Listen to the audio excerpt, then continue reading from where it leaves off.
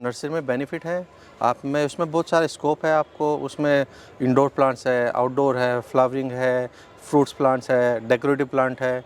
सबको आप छोटे से तैयार करो तो उसकी कॉस्टिंग डबल हो जाती है। साथ में एक आप ग्रीनरी के साथ जुड़े हुए हो तो स्ट्रेस फ्री है।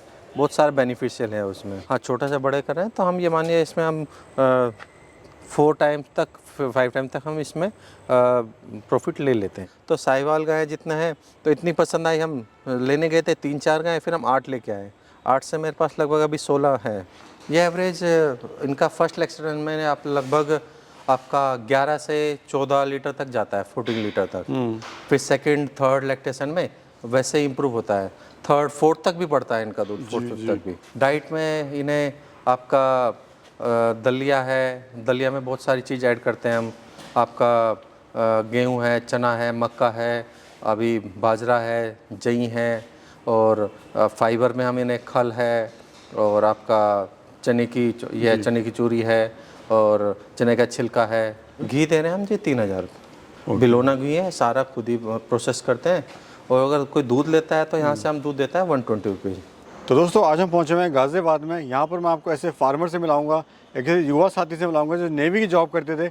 नेवी की जॉब छोड़ने के बाद कोरोना टाइम में उन्होंने खुद का यहाँ पर अपना एक डेयरी फार्म प्लेस, यहाँ पर नर्सरी की स्थापना की, और उससे दोनों बिज़नेस से आज ये काफ़ी अच्छा खासा रेवेन्यू कमा रहे हैं।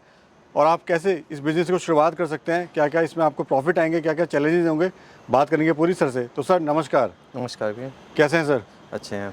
थोड़ा सा परिचय दीजिए सर, अभी हम लोग कहाँ पर हैं और क्या आपकी लोकेशन वगैरह है? मेरा नाम रमन मलिक है और ये मेरा farm Krishna nursery and agro farm है। ये गाज़ियाबाद में दुहाई मेरठ रोड पर है और नियर रैपिड मेट्रो स्टेशन के पास है। रमन जी थोड़ा बताइए, आप युवा हैं, इससे पहले आप क्या कर रहे थे? आपने हाल फिलहाल में काम शुरू करा है, जी जी। तो थोड़ा सा अपना एजुकेशन बैकग्राउंड और इससे पहले आप क्या कर रहे थे? मैं आफ्टर स्कूलिंग के बाद नेवी में जॉब किया 15 ईयर्स, और साथ में पोस्ट ग्रेजुएशन किया। उसके बाद कोरोना के बाद जब रिटायरमेंट हुआ 2019 में, तो प्लान पहले कुछ और फूड इंडस्ट्री में जाने का था, पर जब कोरोना आ गया तो धीरे धीरे हॉर्टिकल्चर में, डेयरी फार्मिंग में, इसमें आ गए, और धीरे धीरे अब यही पूरा बिजनेस हो गया है। ये स्टार्टअप हो गया है। जी जी। आइए सर, बड़ा कमाल का आपने पूरा सेटअप बनाया हुआ है। आजकल लोग फार्मिंग से दूर जा रहे हैं, लेकिन आपने एक अच्छे खासे पढ़े लिखे होने के बाद भी आपने इसकी शुरुआत करी है। तो ये सर आपको आइडिया बेसिकली आया था, कैसे आया है? ये मेरा इंटरेस्ट तो थोड़ा था, पर वैसे प्लान नहीं था। फिर फादर का थोड़ा इनिशिएट था, तो उन्होंने थोड़ा इसके इस पर थोड़ा R&D करो, थोड़ा सोचो इस बारे में। तो उसके बारे में धीरे धीरे किया, तो फिर फुल टाइम जॉब में आ गए इसमें। तो अभी नर्सरी का सेटअप है? जी जी। तो नर्सरी में सर, जैसे मैं देख रहा हूँ आप नर्सरी कर रहे हैं, तो नर्सरी में कुछ ज़्यादा बेनिफिट होता है क्या, बाकी अगर फार्मिंग से बात करें तो? हाँ, नर्सरी में बेनिफिट है आप में, उसमें बहुत सारे स्कोप है आपको। उसमें इंडोर प्लांट्स है, आउटडोर है, फ्लावरिंग है, फ्रूट्स प्लांट्स है, डेकोरेटिव प्लांट है। सबको आप छोटे से तैयार करो तो उसकी कॉस्टिंग डबल हो जाती है। साथ में एक आप ग्रीनरी के साथ जुड़े हुए हो तो स्ट्रेस फ्री है। बहुत सारे बेनिफिशियल है उसमें। तो ये जो प्लांट है मोस्टली आप कलकत्ता, इंडिया के हर कोने से आप यहाँ पे लाते हैं? हाँ, मेरे पास कलकत्ता, पूना, आपका जो प्लांट हब है मेनली, और आपका भीमताल है, सेकुलेंट है, मतलब काफ़ी वैरायटी है। और कुछ हम अपने यहाँ पे भी तैयार करते हैं। तो वहाँ से आप होलसेल में लाते हो और यहाँ पर आप उन्हें छोटा साइज़ लेके आते हैं, फिर जो आपकी नर्सरी है, नर्सरी बिजनेस को जो हमसे होलसेल में लेते हैं उन्हें सेल करते हैं। अभी टोटल कितना एरिया है सर? ये मेरे पास 7 बीघे एरिया है यहाँ पर। तो खुद की लैंड है यहाँ पर? जी जी, अपनी लैंड है। तो इसलिए आपने यहाँ पे डेयरी फार्म भी किया हुआ है, एक छोटा सा? जी जी, एक छोटा सा अपना ब्रीडिंग फार्म है। जी। तो दोस्तों कुछ इस तरह का सर का यहाँ पे सेटअप है। फ्रूट्स के प्लांट भी आपको मिलेंगे, और प्लस यहाँ पे जो है आपको बाकी जो प्लांट है, जैसे रबड़ प्लांट हो गया, आपके बॉन्साई हो गए, फ्लावर प्लांट हो गए, वो सारे यहाँ पे वैरायटी आपको मिल जाएगी।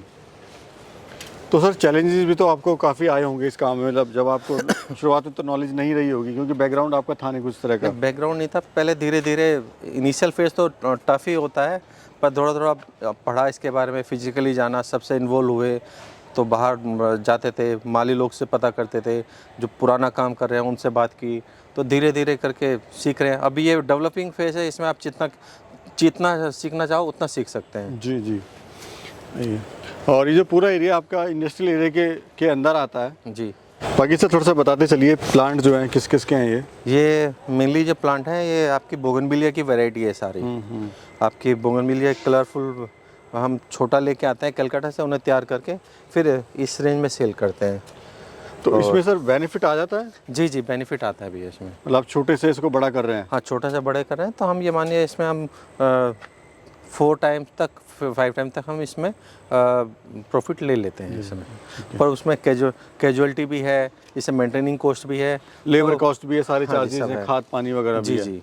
और यहाँ पर है गौ सदन में आपका स्वागत है। तो यहाँ पर सर की ये बेसिकली ब्रीडिंग पे काम करते हैं सर, राइट सर? जी जी आप गाय का जो है दूध वगैरह पे इतना फोकस नहीं, ब्रीडिंग पे आपका ज़्यादा फोकस है। जी। पहले सर प्ले ग्राउंड में दिखाता हूँ, काफ़ी एक शानदार यहाँ पे सर ने प्ले ग्राउंड बनाया हुआ है इनके लिए, और यहाँ पर रेत स्पेशली डाला हुआ है सर। जी तो यहाँ पे मैं देख रहा हूँ सर बहुत ही शानदार आपने प्ले ग्राउंड इनको दिया हुआ है, जी। और रेत भी आपने यहाँ पे डाला हुआ है स्पेशली इनके लिए। तो क्या बेनिफिट है सर इससे और क्या फ़ायदा होता है इससे? मेनली क्या है, जो जितना भी गाय हैं या और भैंस है कोई भी है, मेनली तो कच्चे पे रहना पसंद करती है।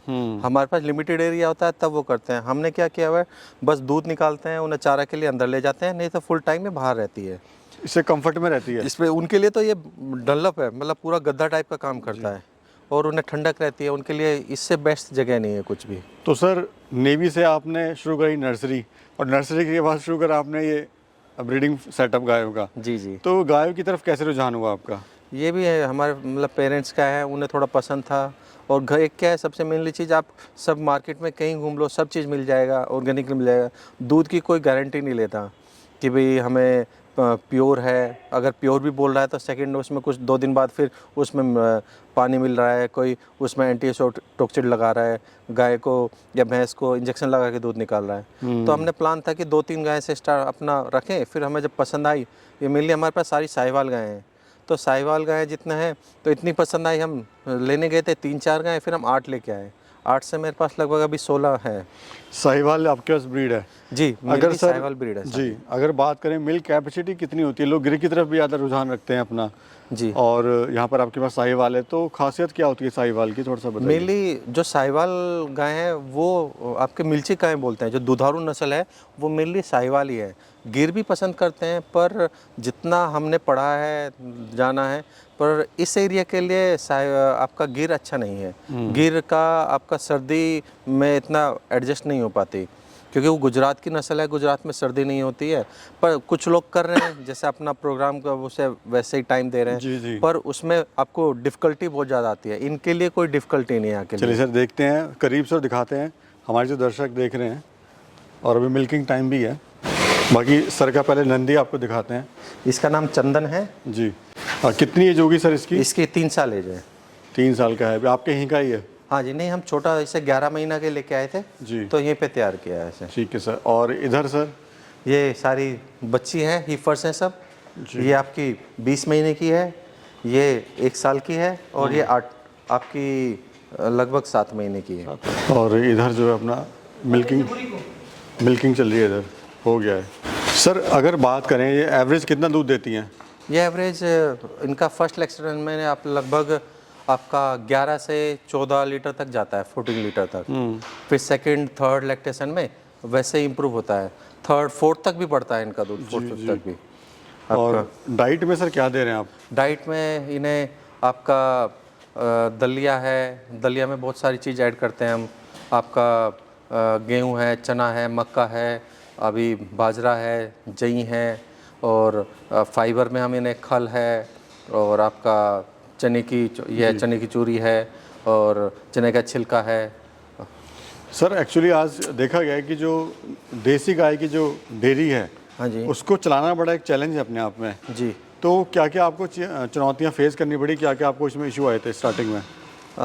मेनली क्या है, ये इनिशियल में आपको इसकी नॉलेज होनी चाहिए। आपका अगर नॉलेज नहीं है तो आप इसमें फेल हो जाएंगे। आपके पास नॉलेज है, स्टाफ है, आपको मतलब खाली से सोचते हैं कि भाई हम सूखा चारा खिला के ही पाल सकते हैं, नहीं, ग्रीन फूडर भी चाहिए, उसके लिए खेती भी आनी चाहिए थोड़ा। और आपको भाई हमारा पुराना बैकग्राउंड है, इसलिए खेती के लिए हमें कोई इशू नहीं है वो उतना। तो आपका मेनली क्या नॉलेज है, कब बीमार हो रही है, उसका सिम्टम्स क्या है, आपका कब प्रेग्नेंट होनी चाहिए, कब दूध दे रही है, तो इनका रिकॉर्ड मेंटेन होना चाहिए, तभी आप इसमें सक्सेस होंगे। नहीं तो ये सोचेंगे कि भाई हमने गाय रख ली, दूध दे रही, इतना स्वेल होगा, तो उसमें सक्सेस नहीं, उसमें फेल हो जाएंगे। और मैं देख रहा हूँ सर यहाँ पर आपने नमक, बेसिकली हमने बकरी फार्म में दिखा है नमक, और आपने यहाँ पे इनको गायों को दिया हुआ है। जी जी, ये भैया मेनली डाइजेशन के लिए रखते हैं, लाहौरी नमक है, इससे ऊपर सेंधा नमक आता ही नहीं है कोई। तो हम डायरेक्टली जो ये आपका बाहर से इम्पोर्ट होता है, तो उसका कंटेनर में से उसमें से ही ले लेते हैं। तो बड़ा पीस ले लेते हैं, उन्हें गाय के आगे रख देते हैं। और मैं देख रहा हूँ सर आपने एक बड़ा कंफर्टेबल जोन यहाँ पे बिछाया हुआ है, इनके लिए मैट आपने डाले हुए हैं जी ताकि आपकी जो गाय हैं वो अपना आराम से कंफर्टेबल खड़े हो सकें और बैठ भी सकें। जी। तो ये भी सर ज़रूरी होता है एक तरह से आप देखा जाए तो। हाँ जी, ये भी मतलब इतना कंफर्ट देना ज़रूरी है। नहीं तो क्या है, अगर नीचे गीला रहेगा मैट पे, क्या क्लीनिंग हम रेगुलरली करते रहते हैं, कीचड़ रहेगा या फिर कीचड़ रहेगा या आपका थोड़ा फर्श पे ज़्यादा वो रहेगा तो प्रॉब्लम होगी। अभी हम जब भी गोबर करते हैं, कुछ भी करते हैं, साथ के हटा देते हैं। सर थोड़ा सा पहचान बताइए साहिवाल की, क्या पहचान क्या होती है? साहिवाल की जी, आपका इनिशियल देखिए, सबसे फर्स्ट तो हम्प है, हम्प होना चाहिए। थोड़ा मेनली ये ज़्यादातर रेडिश में ही रहते हैं, रेडिश या थोड़ा नीचे थोड़ा हल्का सा थोड़ा लाइट कलर हो जाता है। लाइट कलर होता है। हाँ, गलकंबल बहुत अच्छा रहेगा, लंबा गलकंबल रहेगा, यहाँ से स्टार्ट, चिन से स्टार्ट होगा और पूरे शरीर में पीछे पीछे तक घूमेगा वो। जी जी। चेहरा छोटा होगा, आपका आँख ऐसी होगी जैसे काजल आ रखा है, हिरन की तरह आँख होगी। और जो इसका हम्प है वो पैर के बिल्कुल सामने होगा, बॉडी पीछे से थोड़ी उठी हुई होगी जी। आपका। देखिए ये बेसिकली मोटे मोटे कैरेक्टरिस्टिक्स। हाँ, ये मोटे मोटे हैं आपका। देखिए प्रेग्नेंट है तो बीच में से डाउन है, पीछे ये पुट्ठा उठा हुआ है, फिर यहाँ से फिर ये डाउन है आपका। और सबसे बड़ी बात, जो भी किसी भी ब्रीड की गाय हो, अगर जितनी करैक्टर में रहेगी उतनी शांत गाय होगी जी। ये इतनी शांत गाय आपको नहीं मिलेगी। देखिए कोई कुछ नहीं, देखिए मैंने हाथ लगाया, एकदम से अपना और पेट उठा लिया कि मुझे और अच्छे से करो, कोई वो नहीं, शांत हो गई है, बिल्कुल शांत है जी। अच्छा सर, प्रोडक्ट आप क्या क्या दे रहे हैं अभी इनका? जी, हम यहाँ पे मेनली तो हमारा फोकस ब्रीडिंग पे है कि नेक्स्ट जनरेशन कैसे अपग्रेड करें और उस पर अच्छी दुधारू नस्ल और कैसे बनाएं। साथ में हम जो दूध होता है, कुछ जानने वाले लोग हैं, रिलेटिव हैं, और कुछ फार्म से यहाँ से लेके चले जाते हैं। वो क्या रेट लेके? और घी तैयार करते हैं जी। घी क्या रेट दे रहे हैं सर? घी दे रहे हैं हम जी 3000 बिलोना घी है, सारा खुद ही प्रोसेस करते हैं। और अगर कोई दूध लेता है तो यहाँ से हम दूध देता है 120 रुपीज़ अपने फार्म से आप जी जी दे जाते हैं। सर कोई कैसे शुरुआत करेगा, कोई शुरुआत करना चाह रहा है तो? शुरुआत में भैया मेरा सजेशन है कि आप सबसे पहले उसे थोड़ा इनके बारे में जानें जी। ये नहीं कि भाई डायरेक्टली मैं दूध पे काम करूं। तो सबसे पहले आप थोड़ा ट्रेनिंग ले, चाहे किसी फार्म से ले या कोई ट्रेनिंग जहां ट्रेनिंग हो रही है वहाँ पे ट्रेनिंग ले, और उसके बाद इसे धीरे धीरे 2-3 गाय से स्टार्ट करें। जब आप दिख रहा है कि आप उसमें सक्सेस हो रहे हैं तो 2-2, 3-3 गायें बढ़ाते रहे उसमें। शुरुआत छोटे से करें, छोटे से ये नहीं कि एक साथ आपने 100 गाय लिया है, 50 गाय लिया है, उसमें फेल हो जाएंगे। अभी हम देख भी रहे हैं बड़े बड़े डेयरी फार्म में जो फेल हो गए हैं। जी जी। चलिए सर, बहुत बहुत शुक्रिया सर, आपने बड़ी अच्छी जानकारी दी हमारे किसान भाइयों को। जी, thank you so much sir. Okay, thank you.